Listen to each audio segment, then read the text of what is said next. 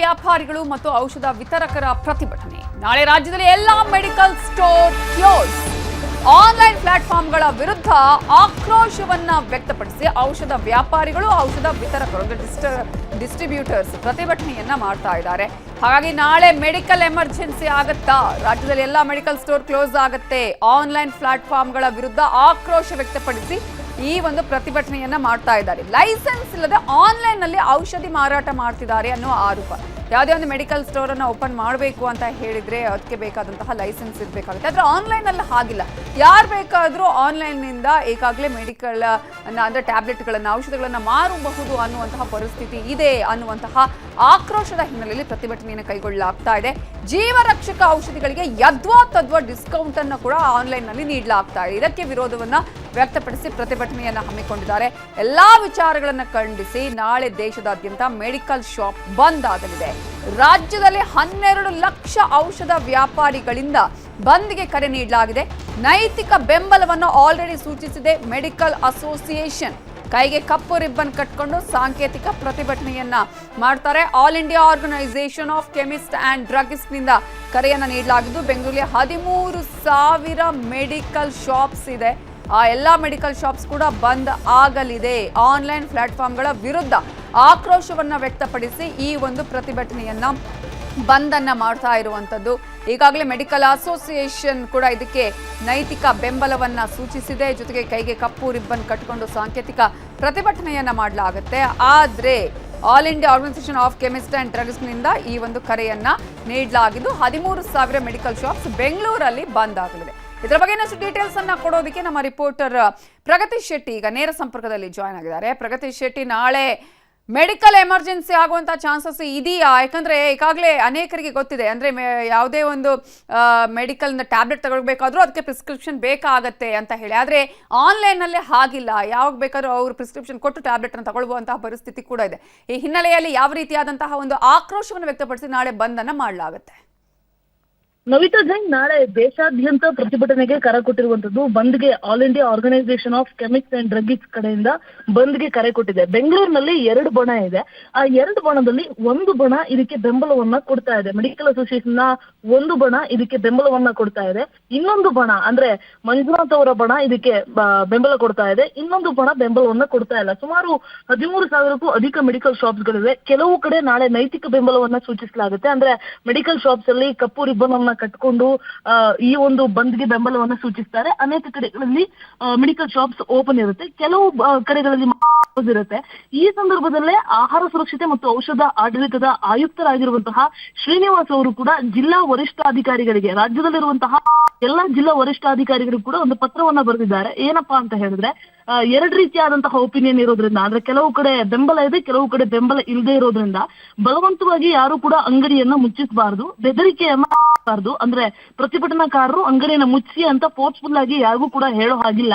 Medical ಶಾಪಿನ ಮಾಲೀಕರಿಗೆ ಇಚ್ಛೆ ಇದ್ರೆ ಮಾತ್ರ ಆ ಒಂದು ಮೆಡಿಕಲ್ ಶಾಪ್ ಅನ್ನ ಮುಚ್ಚಬೇಕು, ಕರ್ತವ್ಯ ನಿರ್ವಹಣೆಗೆ ಅಡ್ಡಿಪಡಿಸಬಾರದು ಅಂತ ಬಹಳ ಕ್ಲಿಯರ್ ಆಗಿ ಹೇಳಿದ್ದಾರೆ. ಅದ್ರ ಜೊತೆಗೆ ಆಂಬುಲೆನ್ಸ್ ಮತ್ತೆ ತುರ್ತು ಔಷಧವನ್ನು ಪೂರೈಕೆ ವಾಹನಗಳಿಗೆ ಪೊಲೀಸರು ಸುಗಮ ಸಂಚಾರಕ್ಕೆ ಅನುವು ಮಾಡಿಕೊಡ್ಬೇಕು. ಜೊತೆಗೆ ಆಸ್ಪತ್ರೆಗೆ ಯಾರು ಸಿಬ್ಬಂದಿ ಕೆಲಸ ಮಾಡಕ್ ಬರ್ತಾರಲ್ಲ ಅವ್ರಿಗೂ ಕೂಡ ಸುಗಮ ಸಂಚಾರಕ್ಕೆ ಅನುವು ಮಾಡಿಕೊಡ್ಬೇಕು ಅನ್ನುವಂತಹ ರೀತಿಯಲ್ಲಿ ಒಂದು ಪತ್ರವನ್ನ ಆಹಾರ ಇಲಾಖೆಯ ಆಯುಕ್ತರು ಕೂಡ ಈಗಾಗಲೇ ಬರೆದಿರುವಂತಹದ್ದು. ಸೊ ನಾಳೆ 2 ರೀತಿಯಾಗಿ ಮಿಶ್ರ ಅಭಿಪ್ರಾಯ ಇದೆ. ದೇಶಾದ್ಯಂತ ಬಂದ್ ಆಗ್ತಾ ಇದೆ, ಬಟ್ ರಾಜ್ಯದಲ್ಲಿ 2 ಬಣದಲ್ಲಿ ಒಂದು ಬಣ ಬೆಂಬಲ ಇದೆ, ಒಂದು ಬಣದ ಬೆಂಬಲ ಇಲ್ಲ. ನವಿತಾ ಜೈನ್.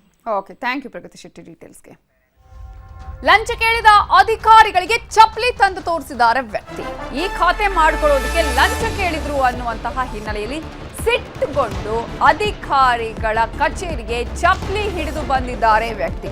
ಈ ಖಾತೆ ಮಾಡಿಸ್ಕೊಳ್ಳೋದಕ್ಕೆ ಕೇಳಿ ಕೇಳಿ ಕೇಳಿ ಸಾಕಾಗೋಯ್ತು. ಲಂಚ ಕೇಳ್ತಾರೆ ಅಧಿಕಾರಿಗಳು, ಈ ಖಾತೆ ಮಾಡಿಸ್ಕೊಳ್ಳಿ ಅಂತ ಹೇಳಿದ್ರೆ ಇದರಿಂದ ಆಕ್ರೋಶಗೊಂಡಂತಹ ಒಬ್ಬ ವ್ಯಕ್ತಿ ಚಪ್ಪಲಿನೇ ಹಿಡ್ಕೊಂಡ್ ಬಂದಿದ್ದಾರೆ. ಇದು ನಡೆದಿರೋದು ಹಾಸನ ಜಿಲ್ಲೆ ಸಕಲೇಶ್ಪುರ ಪುರಸಭೆ ಕಚೇರಿಯಲ್ಲಿ. ಪ್ರೀತಮ್ ಅನ್ನುವ ವ್ಯಕ್ತಿ ಚಪ್ಪಲಿ ಹಿಡಿದು ಕಚೇರಿ ಒಳಗೆ ಹಾಜರಾಗಿದ್ದಾರೆ. ಪುರಸಭೆ ಅಧಿಕಾರಿ ನಟರಾಜ್ ಜೊತೆ ಮಾತಿನ ಚಕಮಕಿ ಕೂಡ ಅಲ್ಲಿ ನಡೆದು ಕಳೆದ 3 ತಿಂಗಳಿಂದ ಪಟ್ಟಣದ ಅಗ್ರಹಾರದಲ್ಲಿರೋ ಬಡವರಿಗೆ ಈ ಖಾತೆ ಮಾಡಿಕೊಟ್ಟಿರಲಿಲ್ಲ. ಇದಕ್ಕೆ ಸಂಬಂಧಪಟ್ಟಾಗಿ ದೂರನ್ನು ದಾಖಲಿಸಲಾಗಿತ್ತು.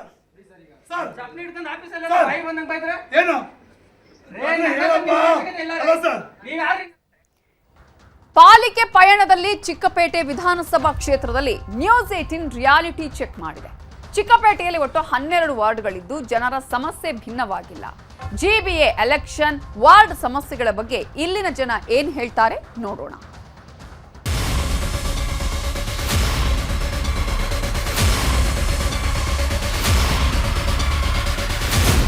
GBA ವ್ಯಾಪ್ತಿಯ ನಗರ ಪಾಲಿಕೆಗಳ ಚುನಾವಣೆಗೆ ಮುಹೂರ್ತ ಕೂಡಿ ಬಂದಿದೆ. ಮುಂದಿನ ತಿಂಗಳು ಚುನಾವಣೆ ನಡೆಸೋದಕ್ಕೆ ರಾಜ್ಯ ಚುನಾವಣಾ ಆಯೋಗ ಸಜ್ಜಾಗಿದೆ.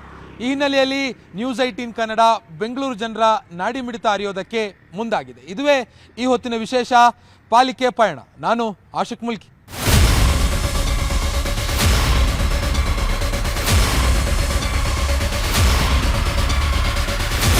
ಇವತ್ತಿನ ಪಾಲಿಕೆ ಪಯಣದಲ್ಲಿ ನಾವು ಚಿಕ್ಕಪೇಟೆ ವಿಧಾನಸಭಾ ಕ್ಷೇತ್ರದಲ್ಲಿದ್ದಾವೆ. ಈ ಕ್ಷೇತ್ರದಲ್ಲಿ ಒಟ್ಟು 12 ವಾರ್ಡ್ಗಳು ಬರುತ್ತೆ. ಬಹಳ ದೊಡ್ಡದಾಗಿರುವಂತಹ ಕ್ಷೇತ್ರ ಇದು. Silver jubilee park ward, Dharmaraya Swamy ದೇವಸ್ಥಾನ ward, DVG Gundappa ward, Hombegowda Nagar, Someshwara Nagar, ಬೆಲ್ ward, Kanakanapalya, Venkatareddy Nagar, Ashok pillar, VV Puram, Sunkenahalli, Devaraja Urs ward. ಒಟ್ಟು 12 ವಾರ್ಡ್ಗಳನ್ನ ಒಳಗೊಂಡಿರುವಂತಹ ಬಹಳ ದೊಡ್ಡದಾಗಿರುವಂತಹ ಮತಕ್ಷೇತ್ರ. ಸೊ ಯಾವ ರೀತಿಯಾಗಿರುವಂತಹ ಸಮಸ್ಯೆಗಳು ಇಲ್ಲಿನ ಜನರು ಎದುರಿಸ್ತಾ ಇದ್ದಾರೆ, ಪಾಲಿಕೆ ಚುನಾವಣೆ ಬಗ್ಗೆ ಈ ವ್ಯಾಪ್ತಿಯಲ್ಲಿರುವಂತಹ ಜನರ ಅಭಿಪ್ರಾಯ ಏನು ಅನ್ನೋದನ್ನ ಇವತ್ತಿನ ಈ ಪಾಲಿಕೆ ಪಯಣದಲ್ಲಿ ನೋಡೋಣ.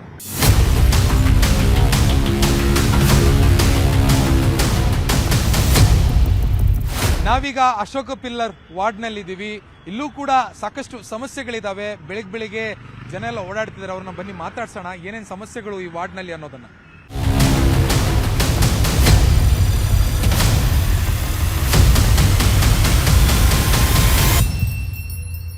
ಎಲೆಕ್ಷನ್ ಅನಿವಾರ್ಯ ಸರ್, ಬೇಕೇ ಬೇಕು. 6-7 ವರ್ಷದಿಂದ ತುಂಬಾ ಸಮಸ್ಯೆ ನೋಡಿದೀವಿ. ಯಾರಿಗೆ ಹೇಳೋ ಮಟ್ಟಕ್ಕೂ ಇಲ್ಲ. MLA ಎಷ್ಟು ದೂರದ ಕತೆ. ಕಾರ್ಪೊರೇಟರ್ಗಳಂದ್ರೆ ನಮ್ಮಲ್ಲೇ ಸೆಂಟ್ರಲ್ಲಿ ನೋಡಿರೋಂಥ ವ್ಯಕ್ತಿಗಳು ಇರ್ತಾರೆ, ಹೇಳೋದಕ್ಕೂ ಮಾತಾಡೋಕ್ಕೂ ಈಸಿ ಇರುತ್ತೆ. ಇಷ್ಟು ಸಮಸ್ಯೆ ಬೆಂಗಳೂರಲ್ಲಿ 50 ವರ್ಷದಲ್ಲಿ ಈಗ ನೋಡಿರೋಷ್ಟು ಸಮಸ್ಯೆ ಯಾವಾಗೂ ನೋಡಿಲ್ಲ. ಅಗಿಯೋದು ಡೆವಲಪ್ಮೆಂಟ್ಗೆನೆ, ಬಟ್ ಅದು ಪರಿಪೂರ್ಣ ಮಾಡದೆ ಹೋಗ್ತಾ ಇದ್ದಾರೆ.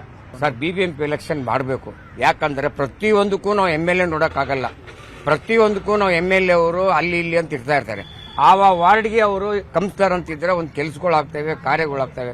ಹಿಂಗಾಗಿ ಇವರು ಅವಾಗಿಂದ ಇವ್ರು ತಳ್ಕೊಂಡ್ ಬರ್ತಾನೆ ಇದ್ದಾರೆ.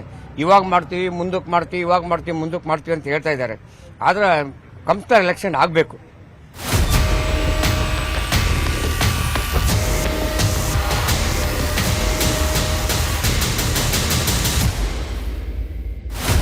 ನಾವೀಗ ಅಶೋಕ ಪಿಲ್ಲರ್ ವಾರ್ಡ್ನಿಂದ ಕನಕನಪಾಳ್ಯ ವಾರ್ಡ್ಗೆ ಬಂದಿದ್ದೀವಿ. ಅಲ್ಲೂ ಕೂಡ ಸಾಕಷ್ಟು ಸಮಸ್ಯೆಗಳನ್ನ ಜನ ಹೇಳಿದ್ರು. ಕಸ ಸಮಸ್ಯೆ ಜೊತೆಗೆ ಬೇರೆ ಬೇರೆ ರೀತಿಯಾಗಿ ಸಮಸ್ಯೆಗಳು ಹೇಳಿದ್ರು. ಹಾಗಿದ್ರೆ ಕನಕನಪಾಳ್ಯ ವಾರ್ಡ್ನಲ್ಲಿರುವಂತಹ ಜ್ವಲಂತ ಸಮಸ್ಯೆಗಳೇನು ಅನ್ನೋದನ್ನ ಇಲ್ಲಿರುವಂತಹ ಜನರನ್ನ ಮಾತಾಡಿಸಿ